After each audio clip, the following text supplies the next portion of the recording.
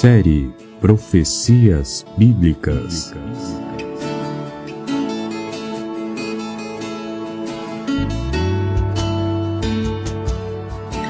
Assim, temos ainda mais firme a palavra dos profetas, e vocês farão bem se a ela prestarem atenção, como a uma candeia que brilha em lugar escuro, até que o dia clareie. 2 Pedro, capítulo 1, versículo 19. Estamos apresentando mais um estudo da série Profecias Bíblicas. Hoje estaremos trazendo o 23º tema, Judeu x Igreja. Vamos ao resumo do programa passado. No estudo passado, apresentamos o 22º, a restauração de Israel. Nesse estudo você teve a oportunidade de conhecer o futuro glorioso de Israel. Mostramos que as promessas a Israel não são condicionais. Falamos dos cativeiros pelos quais os israelitas passaram. Trouxemos vários textos proféticos a respeito da situação de Israel, caso desobedecesse a Deus. Ezequiel, capítulo 11, verso 16. Espalhar Israel entre os países. Oséias 3:4. Está muito dias sem rei. Lucas 21, 20 a 24. Jerusalém pisada pelos gentios. Lemos Ezequiel capítulo 21, dos versos 26 e 27, que diz: Assim diz o Senhor Deus, tira o diadema e remove a coroa. Esta não será a mesma. Exalta ao humilde e humilha ao soberbo. Ao revés, ao revés, ao revés, porei aquela coroa, e ela não mais será, até que vinha aquele a quem pertence de direito, a ele a darei. Apresentamos mais de 40 textos proféticos a respeito da restauração de Israel. Apresentamos um resumo da história do retorno de Israel à sua terra em 1948. Você conheceu profecias a respeito da futura e última invertida das nações contra Israel e como serão derrotados. Apresentamos inúmeras profecias a respeito da futura conversão de Israel, quando aceitar Jesus como seu Messias.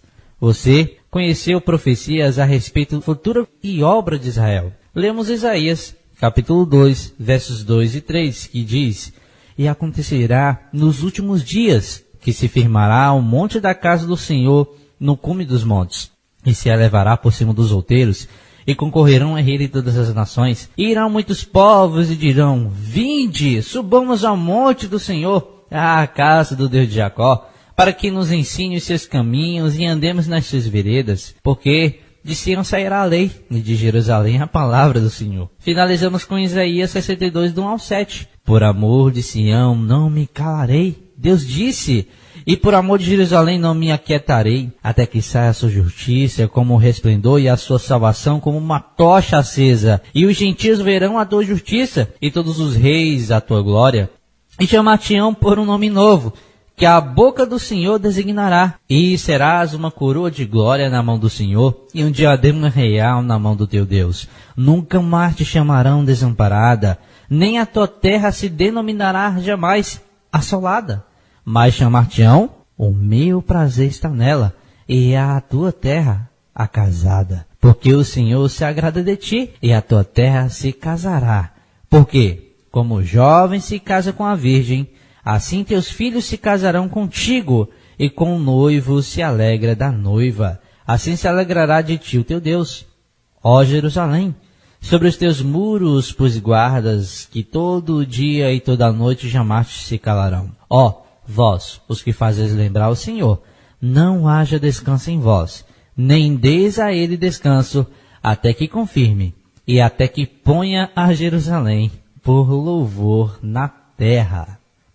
Glória a Deus, louvado seja o nome do Senhor nosso Deus. Se você não ouviu o estudo passado, solicite o áudio. Nosso tema hoje é Judeu x Igreja. Romanos 11, versos 17 a 18, que diz: E se alguns dos ramos foram quebrados, e tu, sendo zambujeiro, foste enxertado em lugar deles, e feito participante da raiz e da seiva da oliveira, não te glories contra os ramos, e, se contra eles te gloriares, não és tu que sustenta a raiz, mas a raiz a ti. Esse texto ele é muito interessante, porque muitos crentes acreditam, cooperador Giliardi, que a oliveira aqui é Jesus. É isso. Então o antissemitismo começa aqui já. Na verdade, as escrituras ela é lida excluindo o povo judeu, excluindo Israel.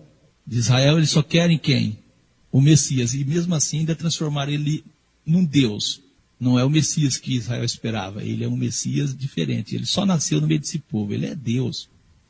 Infelizmente a cristandade enxerga e lê as escrituras com essa visão de anti-judeu. Eles são contra. O texto é claro, se algum dos ramos foram quebrados, e tu sendo o zambuzeiro foste enxertado em lugar deles, e feito participante da raiz e da seiva da oliveira, Deus ele nos chama para pertencer também a um povo. Deus só tem um povo. Agora, como é que nós vamos ser povo de Deus? É por meio da circuncisão? Claro que não. Está escrito nas escrituras, nós somos povo de Deus por meio do batismo no nome de Jesus, e tornamos, sim, descendentes. Se somos de Jesus, somos descendentes de Abraão. Fazemos parte do povo dele. Por isso nós fizemos questão de trazer em vários programas a linhagem desse povo. Quando nós falamos, cooperador Giliardi, de antissemitismo, muitas pessoas não têm essa noção. Esse antissemitismo, ele lembra nós de 100. Não é isso, cooperador? Isso, 100. é isso mesmo. Então as pessoas, quando eles falam e usam esse termo antissemitismo, eles reconhecem que estão falando de uma linhagem de crentes, de pessoas que vêm de 100. 100 filhos de Noé. Então nós pegamos uma linhagem de Adão, Sete, Sem, Arfaxade, Abraão, Isaac, Jacó, Judá, Davi, e trouxemos até chegar aos dias de Jesus. Hoje, a interpretação bíblica que as pessoas querem dar é excluir esse povo. O nosso tema hoje é importante para enxergarmos as coisas da forma bíblica. Quero aproveitar para convidar os nossos ouvintes a ouvir alguns programas para que você abra sua mente. Quem ouviu o 9º programa, O Mistério da Injustiça e Apostasia, quem ouviu esse programa vai ter uma noção muito melhor hoje. Quem ouviu o 10º programa, Sinal da Besta e Vinho de Babilônia, vai ter a sua compreensão bem aumentada hoje. Quem ouviu o programa número 11, DNA da Igreja de Deus e DNA da Igreja Romana, a compreensão sua vai ampliar. E o 12º programa, A Grande Babilônia e Suas Filhas. Se você não ouviu, ouça esses programas, que a sua compreensão será bastante aumentada. Nesse sentido, eu quero trazer aqui um documento. Em 2017, a Igreja Evangélica na Alemanha, EQD, na Alemanha, lembra da Alemanha? O nazismo, essa coisa toda na Alemanha. Hitler, essa coisa toda na Alemanha. A reforma protestante na Alemanha. É interessante fazer esse recorte da história para ter mais sentido. Então, as igrejas evangélicas na Alemanha, elas comemoraram 500 anos da reforma. E nessa ocasião, a doutora Ingrid Schwarzer, presidente do sínodo da Igreja Evangélica da Alemanha, ela disse, o que ela disse, cooperador Giliardi? Olhamos para o nosso patrimônio histórico e teológico e perguntamos quais são os pontos de vista essenciais para hoje. Em meio a toda gratidão e alegria, não fechamos os olhos para erros cometidos e envolvimento culposo dos reformadores e das igrejas da reforma. Olha só, ministro Lucas. Ela disse que não era para fechar os olhos para erros cometidos e envolvimentos culposos dos reformadores das igrejas da reforma. Olha que interessante, reformador. Lutero e outros nunca quiseram sair da Igreja Católica, eles apenas quiseram reformar. Para eles a Igreja Católica era a Igreja de Deus. E aí a autora deste artigo, ela vai dizer que nós não podemos fechar os olhos para os erros. Vamos ver nesse documento quais são os erros. A doutora Ingrid, ela diz o seguinte, percepções problemáticas. Percepções problemáticas. Quais são as percepções problemáticas, segundo a visão da doutora? Ela diz o seguinte, a reforma teve como objetivo reformar a igreja pelo poder do evangelho. Isso raramente deu origem a uma nova maneira de considerar os judeus. Os reformadores operavam dentro de uma tradição de padrões de pensamento anti-judaicos, cujas raízes chegam até à igreja primitiva. Isso é uma das percepções problemáticas, diz a doutora Ingrid Schwartzer. Os reformadores operavam, ela diz, dentro de uma tradição de padrões, de pensamentos antijudaicos, cujas raízes chegam até a igreja primitiva. Ela reconhece que existia uma igreja primitiva. Verdade. Ela reconhece. Ela diz que eles operavam dentro deste padrão, que era uma tradição. Lutero, por ser um católico, ele já vinha com esse antissemitismo. E a igreja católica, com o imperador Giliardi, tinha que fazer isso. Ela estava tomando lugar de uma igreja que é igreja corpo de Cristo. Ela estava tomando lugar. Então ela tinha que expulsar esse povo. A doutora Ingrid, ela divide o seu documento em tópicos. Vamos ver o tópico segundo, o que ela disse. É nossa responsabilidade esclarecer como lidamos com as declarações antijudaicas feitas durante o período da Reforma e o histórico de seu impacto e recepção. Perguntamos até que ponto elas promoveram uma atitude geralmente antijudaica nas igrejas protestantes e como isso pode ser superado hoje. Envolver-se com a atitude de Martim Lutero em relação aos judeus assume um significado exemplar nesse processo. Olha que declaração. É nossa responsabilidade esclarecer como lidamos com as declarações antijudaicas feitas durante o período da Reforma. Ela chama atenção como é que as igrejas hoje estão lidando com isso. E ela diz como superar isso. Eu digo, cooperador Giliardi, as igrejas só vão superar isso se reconhecer que existe uma igreja corpo de Cristo, que existe uma igreja que tem uma tradição, que vem de um povo. Isso. Se eles não conseguirem ver isso, a igreja de Deus não veio de um povo de Roma. Eu falo sempre, hoje se nós colocarmos pessoas de várias etnias, cooperador Giliardi, um perto do outro, assim, pedir para quem tem conhecimento olhar, dizer de onde ele até acerta, não acerta não? Acerta. Agora hoje, coloca a igreja que nós vemos hoje nos nossos dias aqui, e coloca a igreja que Jesus instituiu, que Jesus começou a edificar ali, do outro lado, e pede para olhar para ver se tem semelhança. Não tem semelhança. Então as pessoas têm que parar para ver isso. Por isso nós fizemos questão de trazer programas mostrando a linhagem desse povo. Nós não estamos aqui querendo superioridade sobre ninguém, porque até para nós, cooperador Giliardi, igreja não é uma organização, igreja é um organismo, é o corpo de Cristo. É isso. Enquanto nós não pararmos para pensar na igreja corpo de Cristo e começarmos a pensar em igreja, organização, isso aí é carnalidade. E abrirá sempre vaga para as pessoas montar grupos e dar nome de igreja. Grupos contra os princípios bíblicos. Quando nós guardamos o sábado e as pessoas abordam a gente, o cooperador Giliardi, eles dizem assim, não, nós não somos judeus, isso não é para nós, é para quem? Para o povo judeu. Ah, nós não comemos de tudo. Não, isso é para o povo judeu. Ah, nós fazemos isso. Não, isso é para o povo judeu. Tudo é para o povo judeu. Esse documento que nós trouxemos vai ajudar a gente a fazer uma reflexão muito interessante sobre estas questões, judeu e igreja. O terceiro tópico que ela aborda.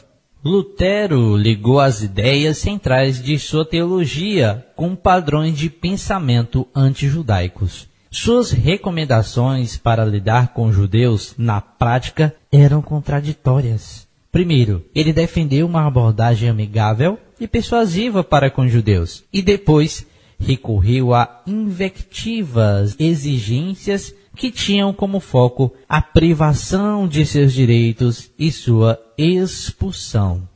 Ela deixa claro aqui que foi montada uma teologia com um padrão de pensamentos antijudaicos. É isso que perdura hoje até nos nossos dias? É isso. Uma linha teológica que foge de tudo o que está escrito nas próprias Escrituras. Que entre as linhas das Escrituras, a teologia deles tem que ser lida fazendo recortes. Eu posso deturpar a sua história, cooperador Giliardi. Você escreve a sua história e traz para mim o recorte e deturpo ela. Eu leio tópicos e colo um no outro e digo que é a sua história. É. E é o que tem acontecido hoje. E querem ser igrejas de Deus, é claro que querem formalizar a sua teologia num padrão e pensamento antijudaico. Isso é contraditório, como diz a doutora. Eu quero ainda fazer aqui uma consideração ainda. Eu digo, é perceptível. É perceptível. Os homens criaram organizações, as quais eles denominam igreja, porém fizeram isso excluindo a igreja de Deus, o corpo de Cristo, formada de judeus e gentios. A igreja de Deus é formada de judeus e gentios. Formaram uma organização, ou várias organizações, e recusaram a igreja organismo. Não tem essa noção de igreja-organismo. E a partir disso promoveram perseguições aos que mantinham a identidade da igreja do primeiro século. a identidade da igreja que tinha judeu dentro dela. E a cada dia vem expulsando tanto ideias, pensamentos básicos da fé cristã, que é no princípio cultura judaica, expulsar esse povo, tiraram isso do meio deles, eles não sentem confortável com isso. Tópico 4, a doutora Ingard.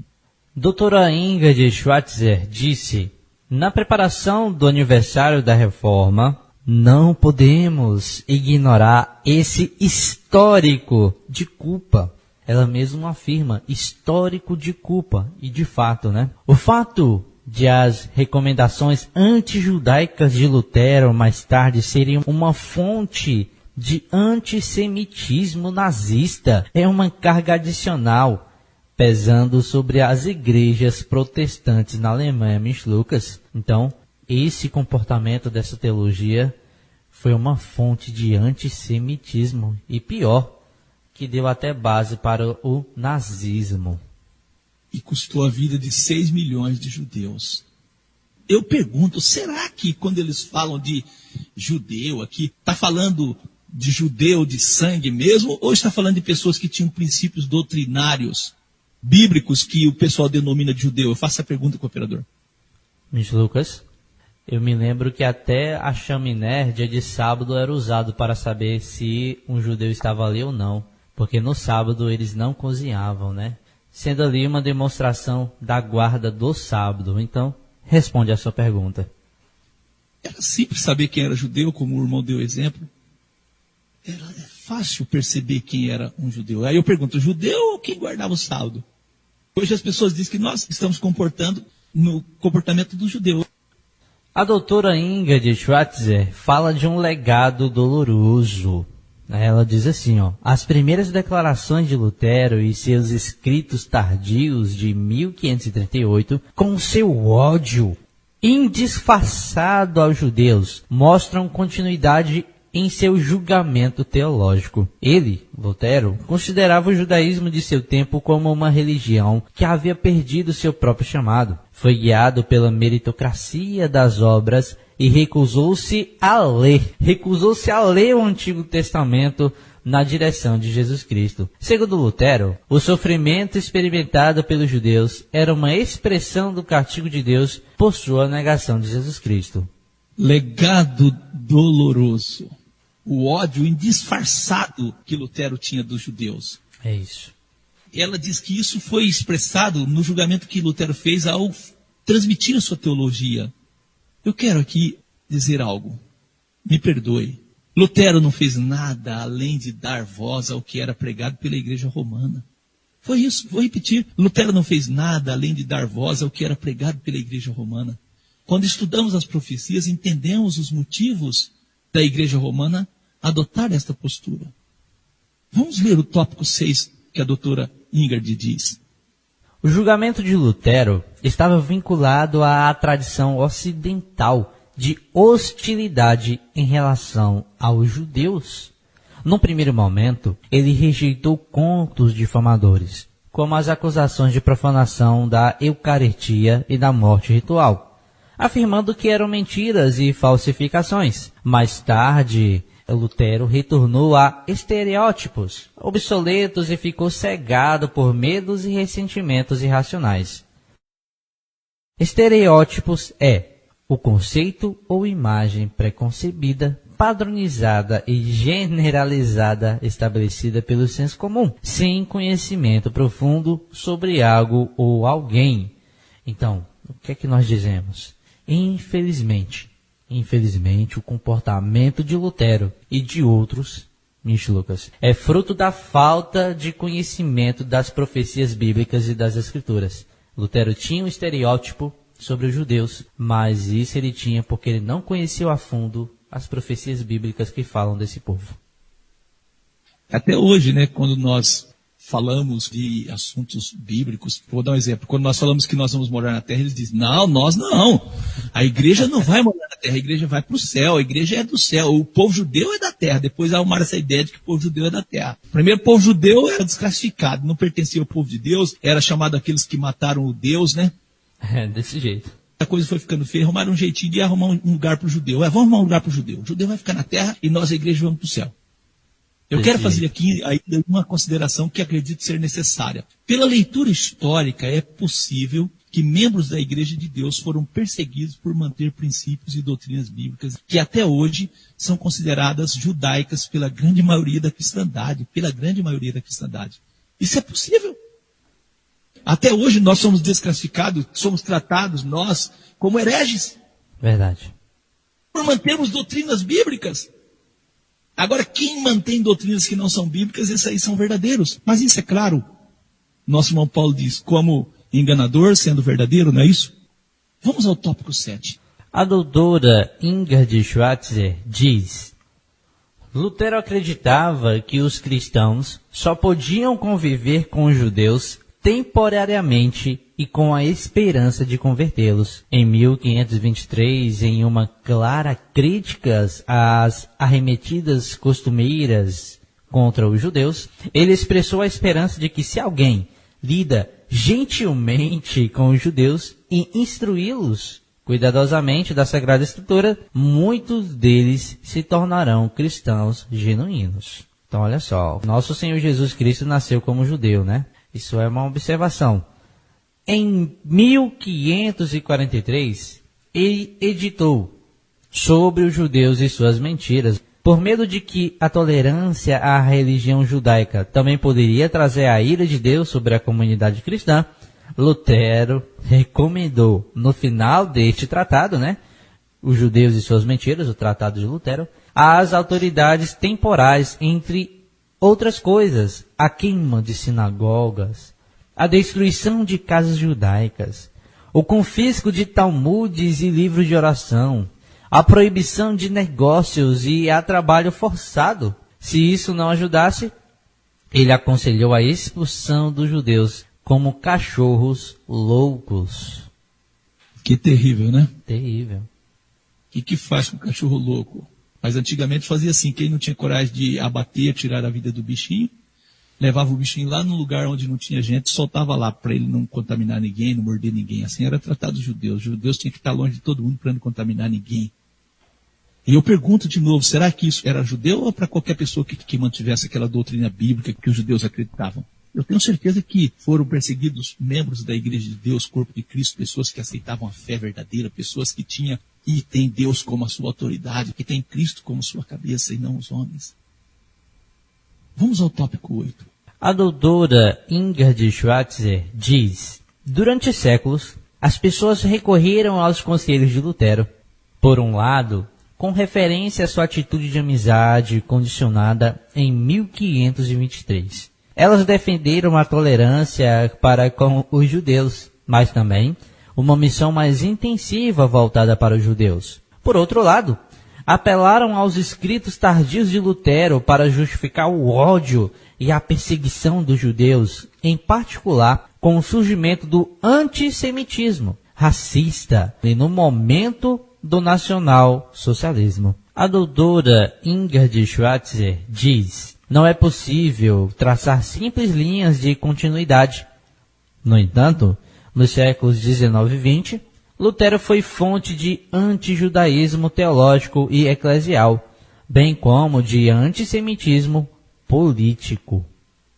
Lutero foi fonte de antijudaísmo teológico e eclesial. Isso é, por causa da teologia de Lutero, a igreja ela é antissemita. A igreja dominante que está acontecendo nos nossos dias aí.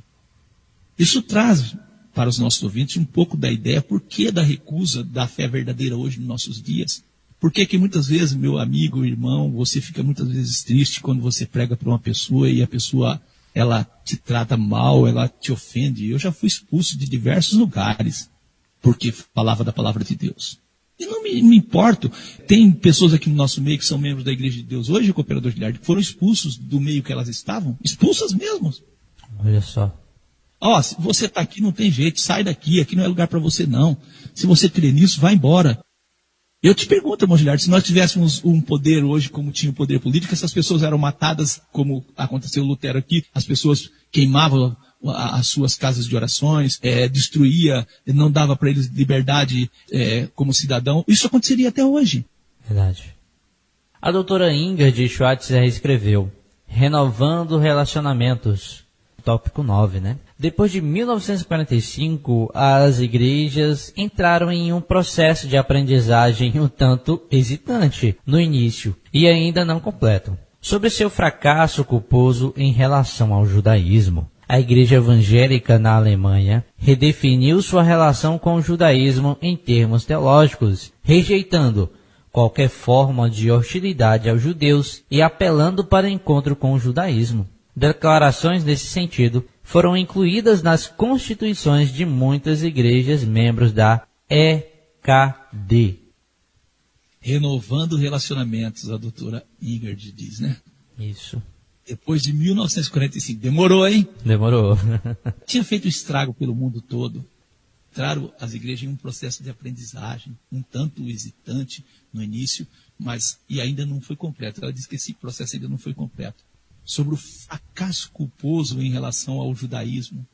A igreja evangélica na Alemanha redefiniu sua relação com o judaísmo em termos teológicos. Mudaram a teologia, tentaram mudar a teologia. E mudaram assim. Nós vamos para os céus, vocês ficam na terra. Alguém pode achar que eu estou brincando, mas foi assim. E aí vem o dispensacionalismo, tentar explicar como é e por que alguém vai ficar na terra e por que alguém vai ficar nos céus. E aí leem entre as linhas das escrituras que eles vão para os céus. Olha, essa aprendizagem que a doutora Ingrid diz, eu digo, isso não foi suficiente e não é suficiente, visto que as igrejas não estão hoje com a disposição de voltar às escrituras para corrigir os seus erros teológicos e escatológicos. Não vai bastar. Não basta. Vamos ao tópico 10. A doutora Ingrid Schwarzer diz, de acordo com o nosso entendimento atual, a visão de Lutero sobre o judaísmo e sua invectiva contra os judeus contradiz a fé no único Deus que se revelou no judeu Jesus. Olha só. O juízo de Lutero sobre Israel, portanto, não corresponde às declarações bíblicas sobre a fidelidade da aliança de Deus para com seu povo e a eleição duradoura de Israel. Ela diz que, de acordo então com o entendimento atual, que é o entendimento atual, a visão de Lutero sobre o judaísmo contradiz o único Deus que se revelou no judeu Jesus. Espera aí. Ele se revelou no judeu Jesus como se revelou em Moisés, para Faraó e para os israelitas? Ou se revelou como Deus, como eles creem na doutrina da Trindade? Pois é. Esta pergunta nós fazemos. E as igrejas estão dispostas a abrir mão desta idolatria disfarçada, que é a Trindade? Não. Então nunca vai voltar aos princípios. Nunca, nunca. Tópico 11. A doutora Ingrid Schwarzer diz, na teologia e na vida da igreja, enfrentamos o desafio de repensar as doutrinas teológicas centrais da Reforma e de não cair em estereótipos antijudaicos depreciativos. Isso diz, particularmente respeito às distinções lei e evangelho, promessa e realização, fé e obras, e antiga e nova aliança. Comentário que eu quero fazer aqui, infelizmente até hoje, os temas igreja, reino de Deus, lei e evangelho, promessas e realizações, fé e obras, antiga e nova aliança, vinda de Jesus e outros temas sofrem deturpações, frutos de uma teologia antissemita, a qual, sem dúvida, foi semeada pela Igreja Católica e regada pela Reforma Protestante, que abriu caminho para outras divisões. Isso é claro, um fato, isso que você pode ler na história. Tópico 12. A doutora Ingrid Schwarzer diz, reconhecemos a necessidade de lidar de forma crítica com a herança da Reforma, ao interpretar as Escrituras, em particular o Antigo Testamento. Reconhecemos que a exegese judaica das Sagradas Escrituras de Israel, ou seja, o Taná, contém uma perspectiva que também não é apenas legítima, mas mesmo necessária para a interpretação cristã. Então nós temos aqui a referência de Igreja de Israel, Leonberg Documents 6,2,227. Podemos explorar a riqueza das Escrituras de forma mais profunda quando percebemos a interpretação bíblica judaica, diz o nosso tópico 12 da doutora Ingrid Schwarzer. Reconhecemos a necessidade de lidar de forma crítica com a herança da Reforma ao interpretar as Escrituras, em particular o Antigo Testamento. ela fala dessa exégese judaica das Sagradas Escrituras, que contém uma perspectiva que também não é apenas legítima, mas necessária para a interpretação cristã. E ela diz, podemos explorar a riqueza das Escrituras de forma mais profunda quando percebemos a interpretação bíblica judaica. Não é só a interpretação bíblica judaica, mas a interpretação bíblica de acordo com a cultura também. Eu vou dar só um exemplo, cooperador. O casamento judaico é uma figura perfeita do que irá acontecer entre igreja e Jesus. Já o casamento nos nossos dias hoje não tem nada a ver com a cultura judaica. O casamento nos nossos dias hoje, o esposo fica lá esperando a esposa, não é assim? É assim. E o casamento judaico, o esposo vai ao encontro de quem? Da esposa. Da esposa. Isso é bíblico. A teologia antissemita faz as pessoas reinterpretar as escrituras. Infelizmente. No tópico 13, olha o que a doutora disse. Reconhecemos o papel desempenhado pela tradição da Reforma na dolorosa história de desencontro, Martin Buber. O fracasso de grande alcance das igrejas protestantes na Alemanha em relação ao povo judeu nos enche de tristeza e vergonha. Ouça com atenção a afirmação da doutora Ingrid Schweitzer.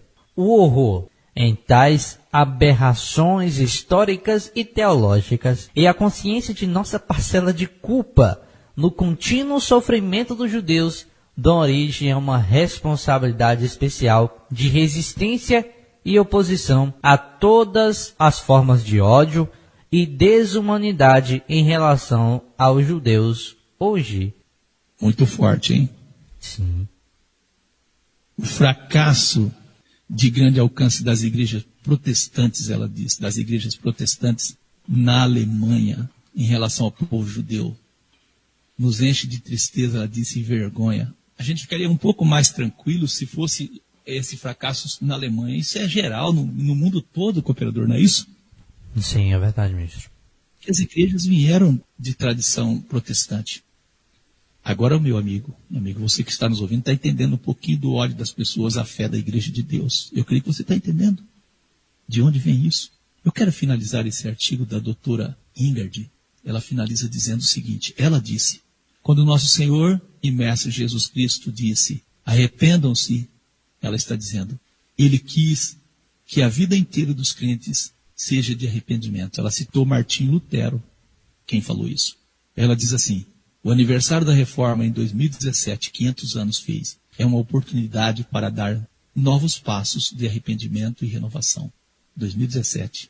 A doutora Ingrid, ela é presidente do Sínodo da Igreja Evangélica na Alemanha, Bremen, 11 de novembro de 2015. Esse documento que nós lemos está em www.luteranos.com.br/conteúdo organização/igreja-evangélica-da-Alemanha EQD, Martim Lutero e os judeus, e um lembrete necessário por ocasião do aniversário da Reforma.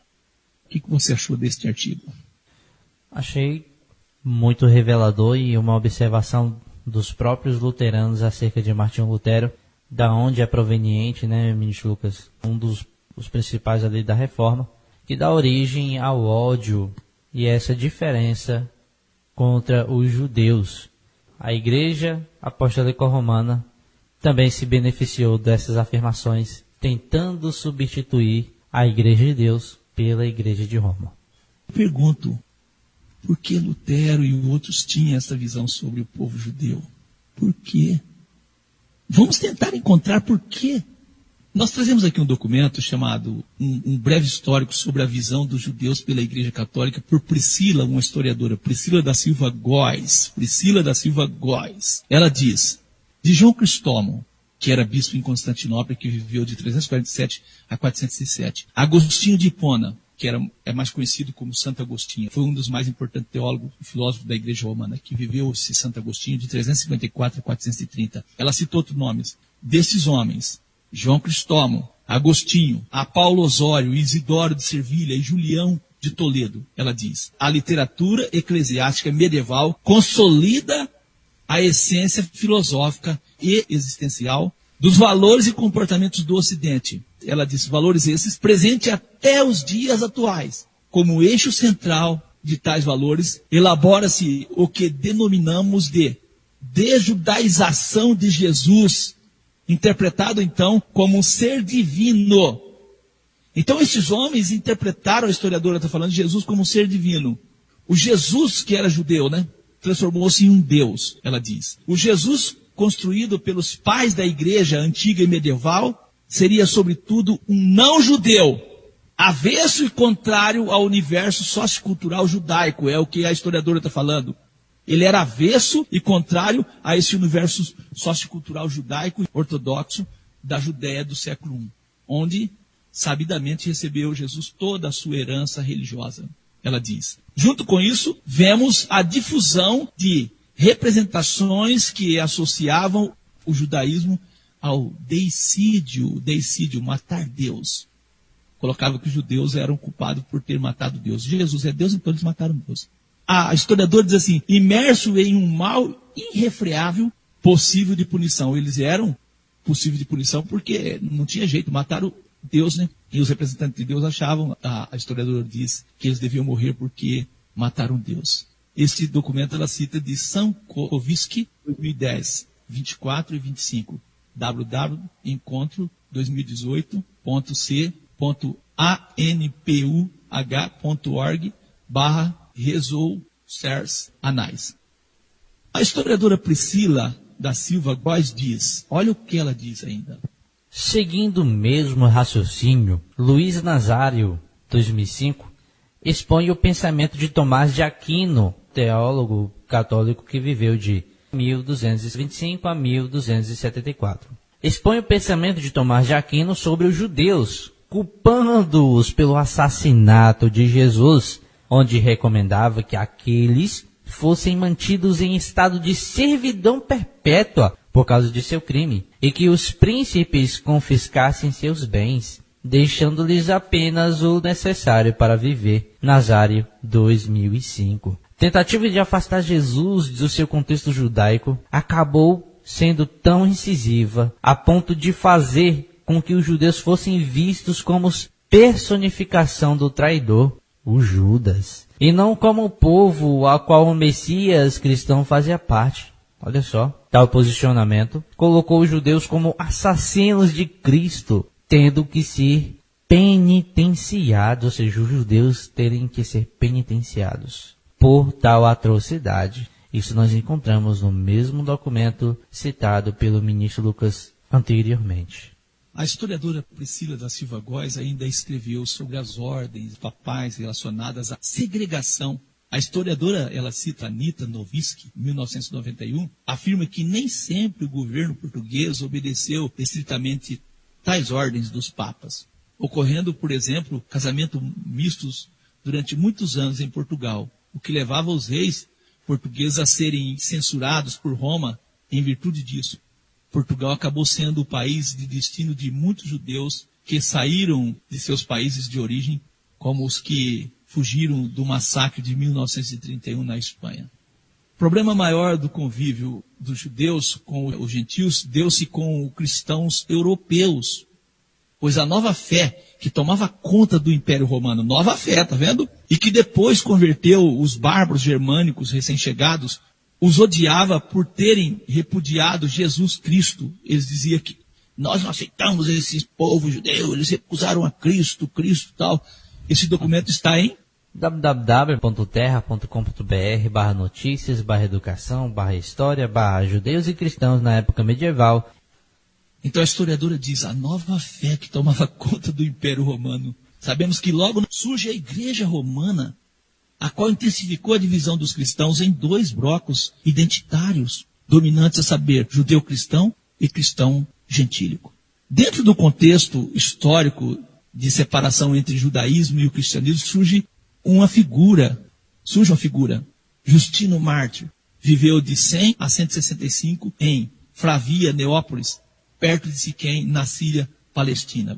João Pablo Sena Pera escreveu: acredita-se que as comunidades de crente em Jesus, tanto de maioria judaica quanto gentia, constituíram subgrupos de um conjunto diverso de associações religiosas de alguma forma ligada ao judaísmo. Segundo essa corrente histórica, a separação absoluta e definitiva somente se procederá a partir do século IV, quando o apoio irrestrito de Constantino possibilitará aos bispos legislar a respeito dos limites permitidos no relacionamento entre judeus e cristãos. Tal atitude, uma novidade por parte da Igreja Católica, demonstra que ainda no século IV d.C., o judaísmo era o principal adversário do cristianismo. Silvia, 2008, páginas 167 a 169. E aí nós temos portais 4.ufs.br/postgrade/teses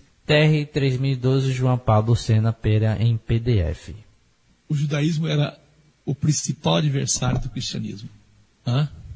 Eu perguntei, qual cristianismo o judaísmo era inimigo?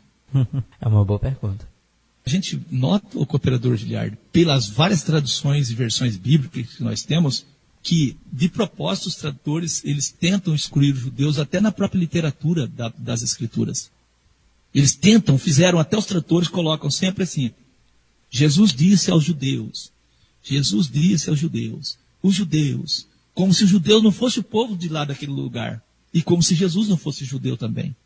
Isso é sério. Satanás, ele perseguiu esse povo, Satanás quer que esse povo não se junte com os demais, quer que a fé desse povo seja recusada. As escrituras para os crentes hoje não tem sentido nenhum, tudo é judeu, judeu, judeu, judeu. A igreja de Deus, ela foi formada de judeus, 144 mil judeus, na base da fé da igreja. Ela tem uma fé harmônica. Uma vez eu estava na fila de um banco e por acaso eu comecei a conversar com uma pessoa e ele disse assim para mim: quem é você, rapaz, para vir falar de fé cristã? Eu sou judeu. Eu falei: tá bem, você está pensando que eu sou quem? Eu vou falar para você da minha fé. E comecei a falar para ele. Ele parou para me ouvir. Vamos continuar lendo ainda esse documento de João Pablo Sena Pera. Ele segue dizendo: portanto, a separação judaico-cristã foi um processo lento, concluído apenas na Antiguidade Tardia, 270 a 750 d.C. Essa separação teria se operado, grosso modo, em 4 níveis, de acordo com Wolfram Kinsing, 1992, citado por Silva, 2008, páginas 168 a 169. O primeiro nível teria sido o da cisão doutrinal, provavelmente logo após a morte de Jesus. A seguir, viria o nível teológico, fruto da elaboração de uma teologia especificamente cristã. Tais desenvolvimentos levariam ao estágio de separação institucional por meio de declarações autoritárias de excomunhão. Cremos que Bikhat Raminin responda a essa marca. Por isso, temos o estágio da prática devocional de ambos os grupos. É aqui que Kinsing assinala a permanência de contatos estreitos entre judeus e cristãos até cerca do século IV, conforme se depreende das rígidas leis canônicas emitidas pelos concílios de Elvira, 300 a 306, e também Niceia, que foi em 325, e o concílio de Antioquia, 341, e o de Laodiceia, 366 a 364. Nós achamos isso em Silvia, páginas 173, 175, 179 e 180, o mesmo documento anterior que eu tinha citado, ministro Lucas. Procure conhecer os assuntos tratados e definidos em cada um dos concílios que nós citamos aqui nesse documento. Você terá uma ideia dos motivos da separação dos judeus cristãos, o qual, na história, recusa reconhecer como igreja de Deus, corpo de Cristo. Concílios foram tratando e expulsando o judeu cristão da igreja que vai se formar no século IV, vai se institucionalizar no século IV. A historiadora fala judeus e cristãos até cerca do século IV. Eles tinham uma vivência juntos ali e depois vai começar a separar-se. Olha o que João Pablo Sena Pera diz. Aqui, portanto, reside, ele diz, a importância histórica de Justino Mártir. Ao discutir a pessoa do Cristo e a não observância da lei pelos cristãos gentílicos e a filiação abraâmica, Justino contribuiu para acentuar a separação doutrinária do cristianismo frente ao judaísmo. Quem foi que contribuiu? Justino. Justino viveu no ano 100, a 165. Olha o que diz o documento. Além do que, falando de Justino, ao discriminar a prática da lei por gentios, contribuiu também para a separação a nível devocional entre as duas religiões. Ao discutir a pessoa do Cristo, Justino, para ele ou cooperador Giliardi, Cristo era quem? Deus. Olha, eu vou dizer, os apostatas da fé verdadeira tinham que encontrar, cooperador Giliardi, uma forma de não permitir judeu na organização deles. Fizeram isso ao definir a doutrina de que Jesus é Deus e outras doutrinas que não têm base nenhuma nas Escrituras e não é aprovado pela cultura do povo de Deus. Fizeram isso. Quando perguntamos aos crentes sobre a observância da lei, alguns dizem, Jesus aboliu a lei. Jesus aboliu a lei. Outros, nós estamos no Novo Testamento. Não estamos mais na dispensação da lei, estamos na dispensação da graça. Sendo assim, a doutrina das dispensações foi formalizada para ajudar os teólogos das igrejas de origem católica e protestantes a encontrar uma explicação nova, a qual não vai ser vista como antissemitismo. Parece que é isso, não parece, cooperador? Parece.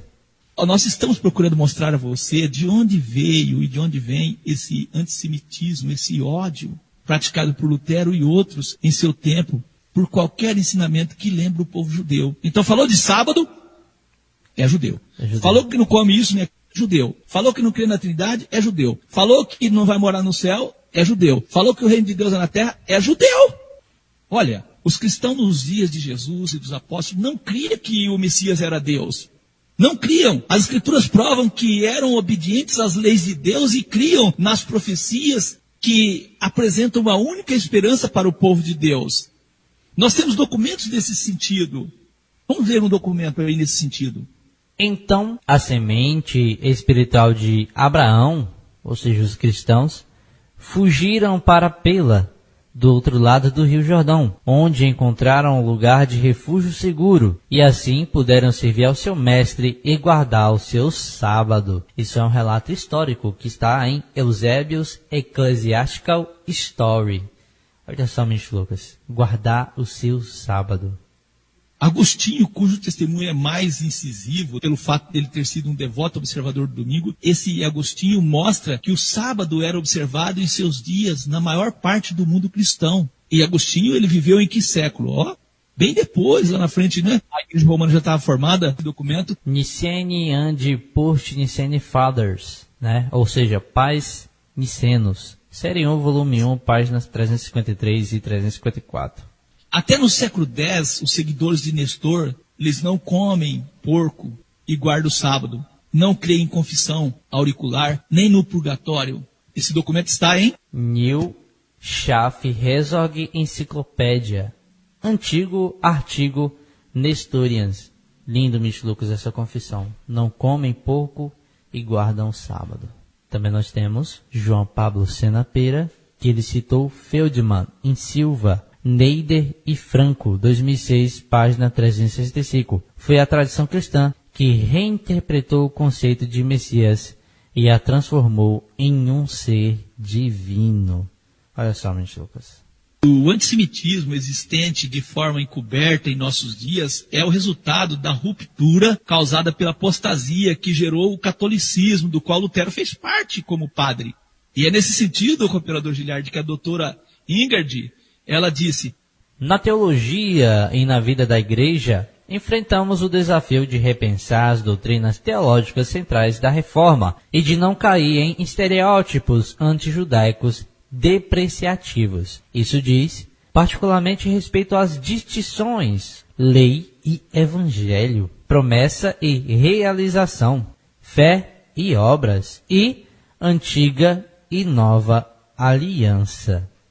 Infelizmente, a partir da apostasia e ruptura, o termo igreja, corpo de Cristo, perde seu sentido e passa a figurar agora como uma organização, como uma hierarquia dirigida pelos poderes políticos mundanos. É isso, Lucas? Esta é uma fala nossa, infelizmente. Vamos continuar lendo o autor João Pablo Sena.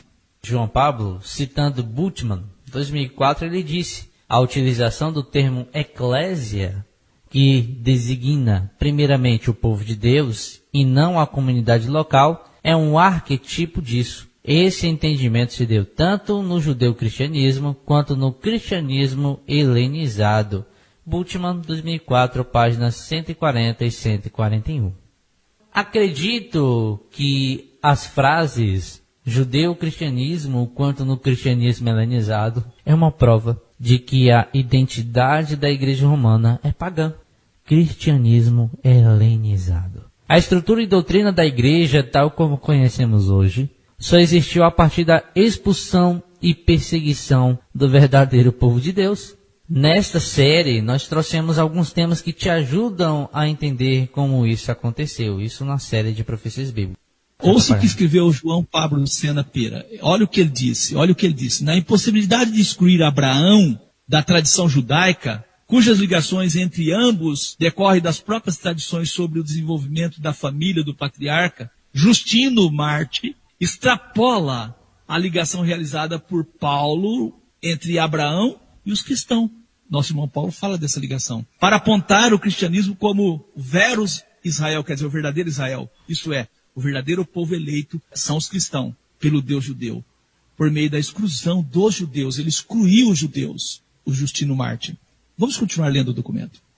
João Pablo Sena Pera diz: Justino Marte escreveu o livro Diálogo com Trifão, em torno de 155, a fim de consolidar o cristianismo paulinista e acelerar a construção de uma identidade cristã apartada do judaísmo. Entretanto, ao contrário de Paulo, que construiu sua teologia com o objetivo de incluir os cristãos gentílicos na filiação abraâmica, mantendo o lugar dos judeus, Justino se utiliza da exegese paulina dos textos de Gênesis para excluir os judeus da condição de filhos de Abraão.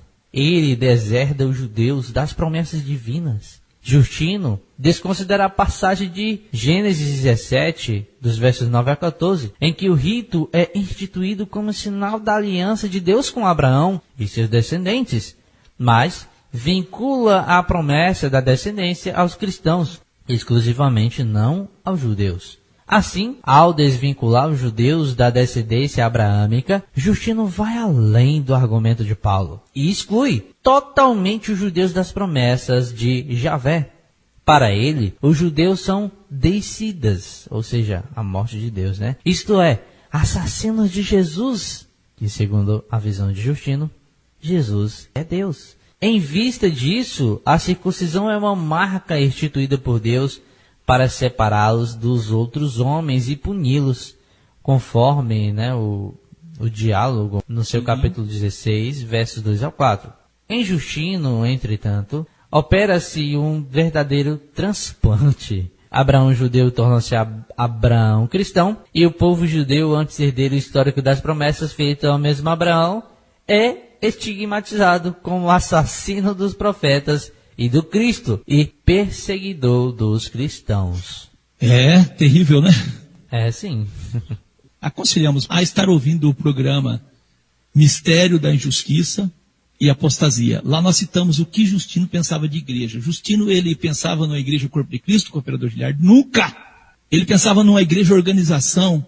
E ele é um dos que é colocado na história como aquele que começou e deu o movimento Apostasia, que vai gerar a igreja romana.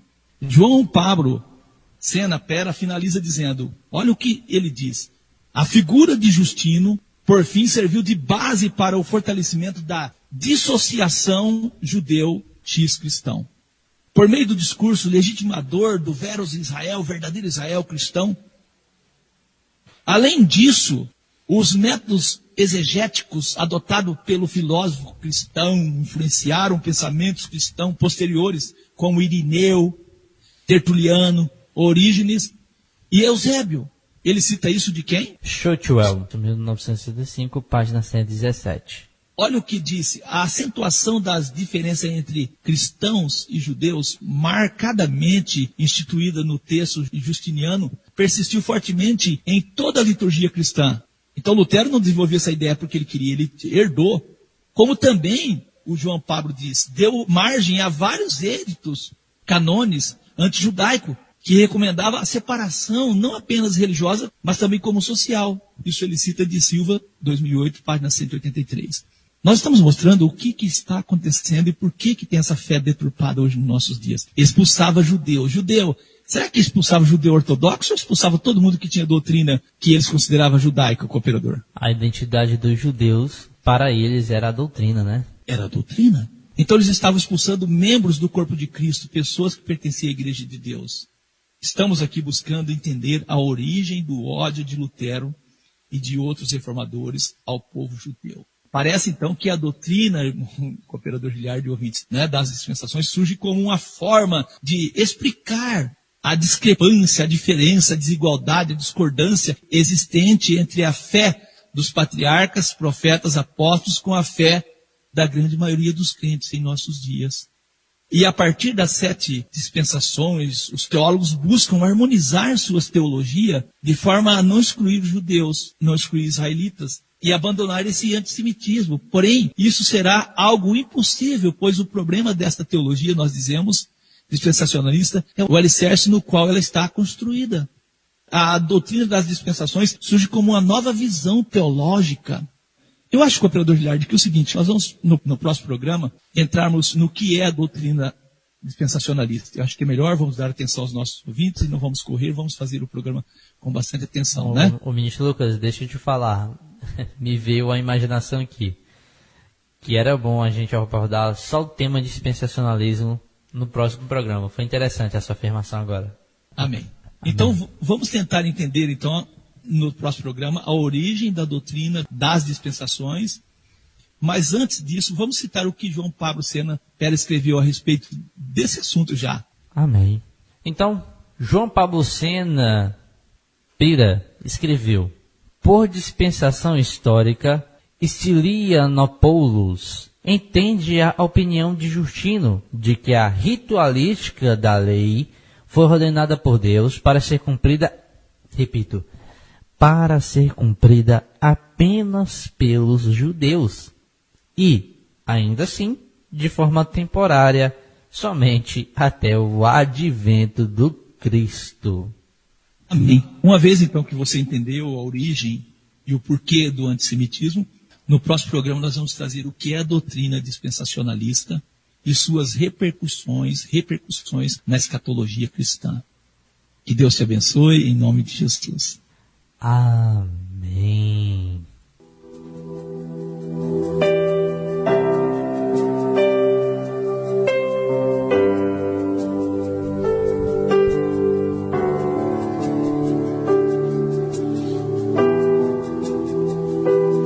Então é isso, querido ouvinte.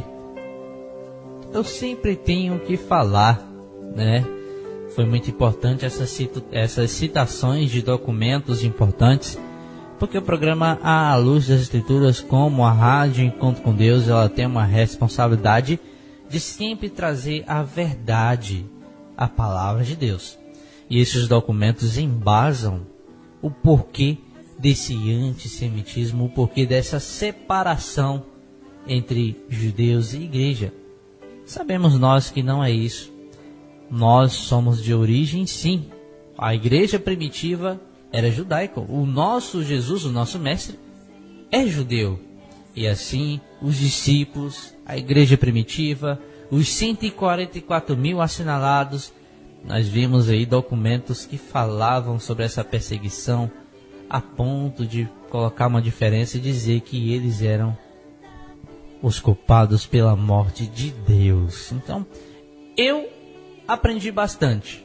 E você? Já tem um encontro marcado para o próximo primeiro dia da semana, dar continuidade entendendo sobre as 7 dispensações. Tem alguma observação, ministro? Sim, eu digo, cooperador Giliardi, Deus formou a igreja com a base judaica, 144 mil judeus ali no início, para serem guardiões da fé. Se Deus não tivesse feito isso? É a pergunta. Ministro, é uma boa afirmação e uma boa pergunta, né? Vamos orar? Amém. Vamos orar.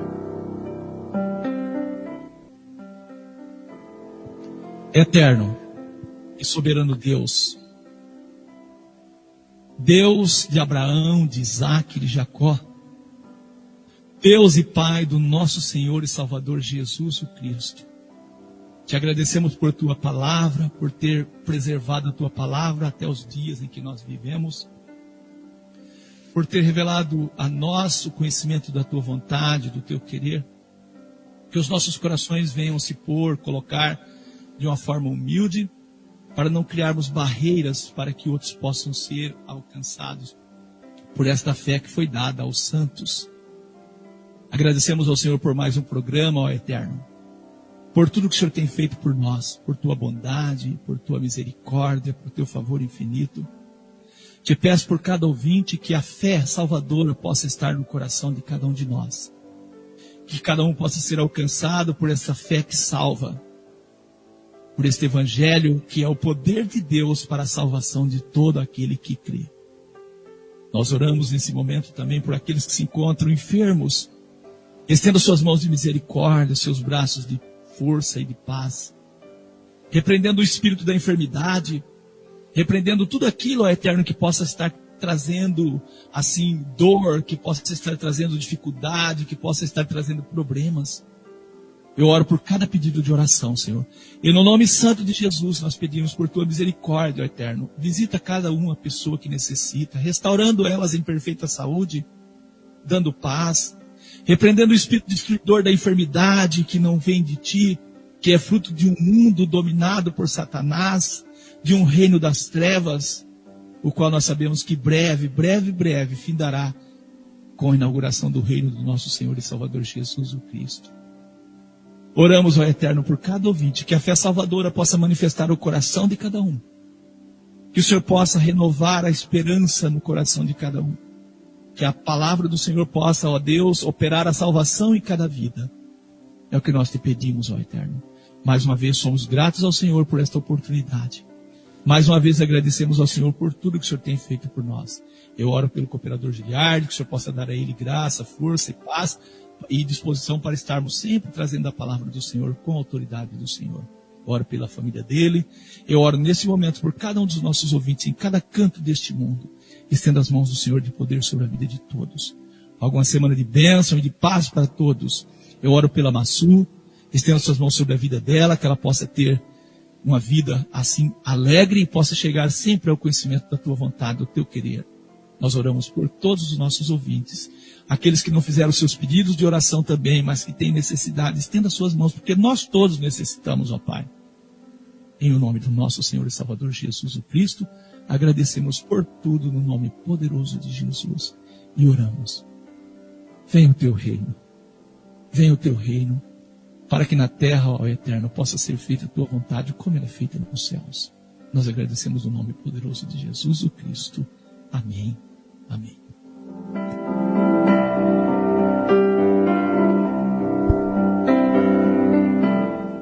Encerramos o programa à luz das Escrituras em nome do Senhor Jesus. Fique com a Rádio Encontro com Deus, fique conosco, que a paz esteja com todos. Amém. Paz seja convosco. Você ouviu o programa À Luz das Escrituras, série Profecias Bíblicas.